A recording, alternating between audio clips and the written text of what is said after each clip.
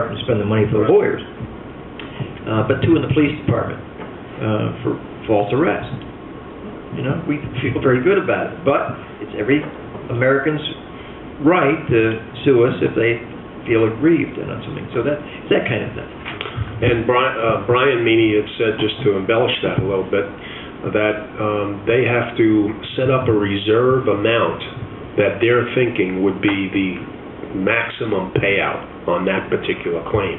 So therefore there's a reserve, and in reality, the information that we know, 2 of them are in the process of being negotiated. So it would look right at this point, who knows what's going to happen in 2010, but as of now, it looks like that those premiums should decrease. Thank you. My other question is the tax certs. Do we have a date on the Tory tax cert? No, we continue on that, and even this week, yesterday, we've talked to their attorney. It goes up and down as to where we're at. For control purposes, the next court date is December 23, at which time I believe counsel will advise the court that we either can or are on the way to reaching a resolution, or it's impossible to reach a resolution, and it'll be scheduled probably sometime in 2010, 2011 for trial. In that regard, we've been working on this a long time. Our attorney's been working very diligently on this. We got an appraiser to appraise the property, high-powered, been at it a long time. His specialty is landfills. We think we've done everything we know to do, either to go to court or to get some agreement with them to settle it out of court. So that's about where it's at. It's not too far from that decision-making. Well, there was some sad news. Mr. Thomas Milo recently pled guilty to number of his cases in Connecticut, and he will be serving 18 months. I had the privilege of reading doctors' letters that were written. Boy, I'll tell you, he's in very bad shape. The old man, isn't he? Very serious medical problems. Between now and the end of the year.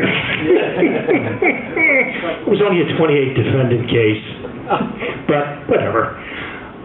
Goshen Corp. Do we have a date on that? Which would be the Mine World?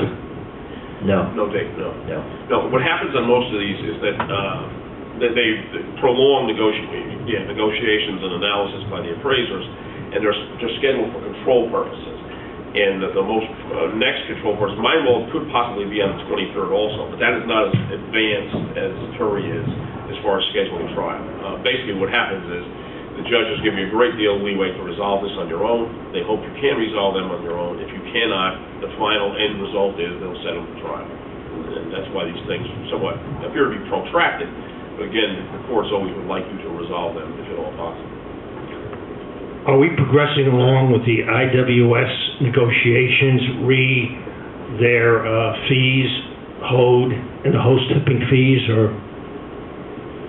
No status at the present time. They've changed general counsel, so we lost the prior participant in our negotiations, but there's nothing current.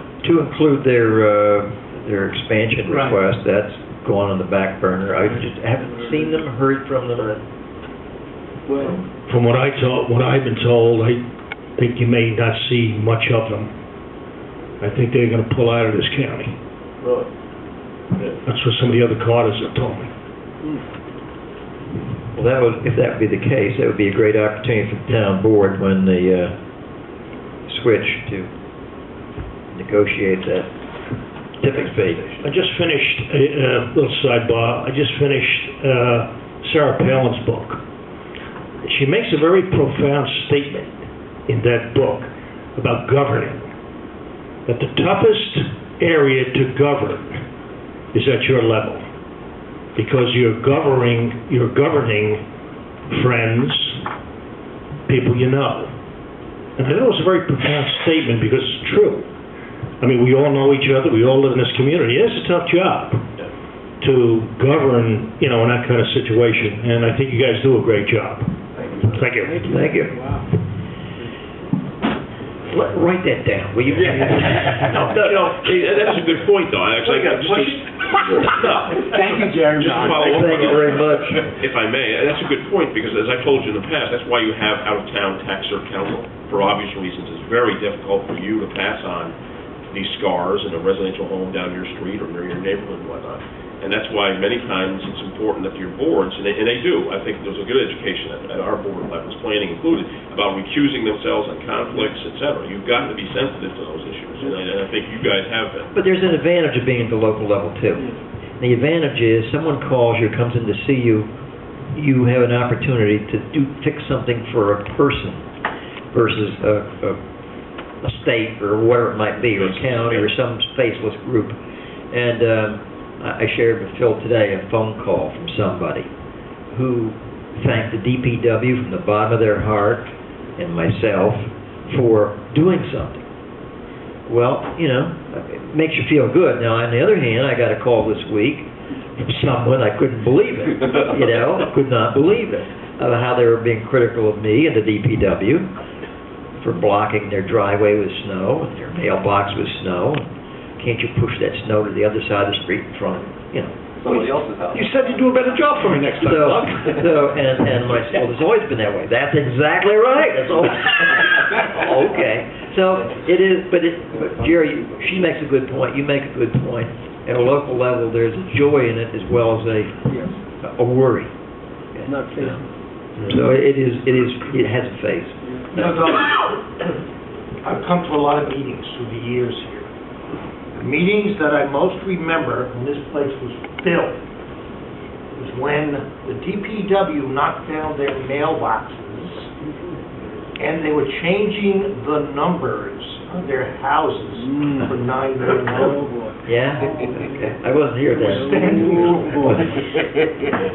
Well, I've heard some war stories about there used to be screens or something over there, and people would be poking their head through the, standing outside. That was when Myron wanted us to stop spraying manure on the field. Absolutely. I think, Dennis, you had a lot of overtime on that one. And if you remember at the public meeting, when, again, people were literally hanging out the windows in the old town hall, in and out, yelling from the outside.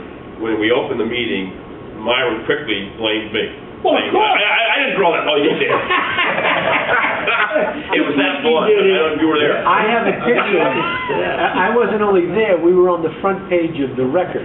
And I have that front page where Myron and I are sitting and there's a guy in our window. That's right, Ed Lewis. Behind Yeah, right. Yeah, that's right, yeah. The window was open and he had his head in and there was We did have some attendance. I have, I'll dig it out. That was. You know, I've heard, I met Myron one time, and but if you go back in the history of probably the list of supervisors on that chart over there, and plus all the board members, you could probably write 3 or 4 books of the situation. You know what I liked about Myron? Whatever went in the head Came out the mouth. Unfiltered. Boy, oh boy.